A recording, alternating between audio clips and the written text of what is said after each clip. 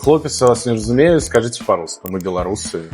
На якой на мове размаўляеце? На белорусской. Мы очень рады, что ты до нас наконец-то дошел. Дякую за запрошение. Илья, расскажи, в каком возрасте ты начал говорить на белорусском языке? Перайшоў на беларускую мову я, напэўна, калі пачаў залетаць TikTok, я вывучаў беларускую мову, там, пачынаючы яшчэ з класа 10-11. Часам з бацькамі, часам з нейкімі бліжэйшымі сваякамі размаўляў па-беларуску, з сябрамі.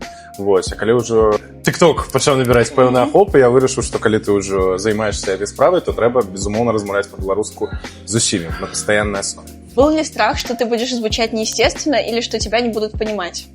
Не, ну, безумоўна, калі ты толькі пачынаеш размаўляць па-беларуску, у ці не такі вялікі лексікон для того, каб выказваць нейкія там супермоцныя, супер там ідэальныя нейкія думкі. Толькі калі ты размаўляеш па-беларуску, пачынаеш размаўляць па-беларуску, ці ўсё роўна там пэўная трасянка, ты там словы мешаеш з рускай мовай і гэтак далей. Потым з цягам часу беларуская мова становіцца больш дасканалай. Что бы ты сказал человеку, который хочет начать размаўляць по-белоруску, но стесняется?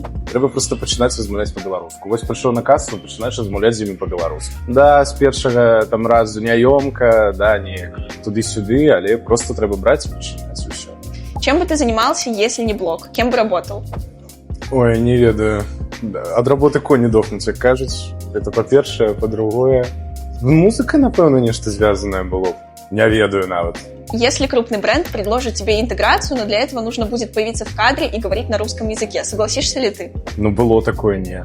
Калі разглядаць маю асобу, нават не мае перакананні, а просто маю асобу, но я як бы галоўны беларускамоўны тиктокер. І калі галоўны беларускамоўны тиктокер не будзе асноўнай сваёй сутнасцю займацца, то бок папулярызаваць беларускую мову, это нават ужо дзіўна не. Это збольшага, да, такія. Мэта унесці нешта ў культуру сваю. Ведаць родную мову – гэта база, але пачаць на ёй размаўляць – гэта заўсёды смелы крок.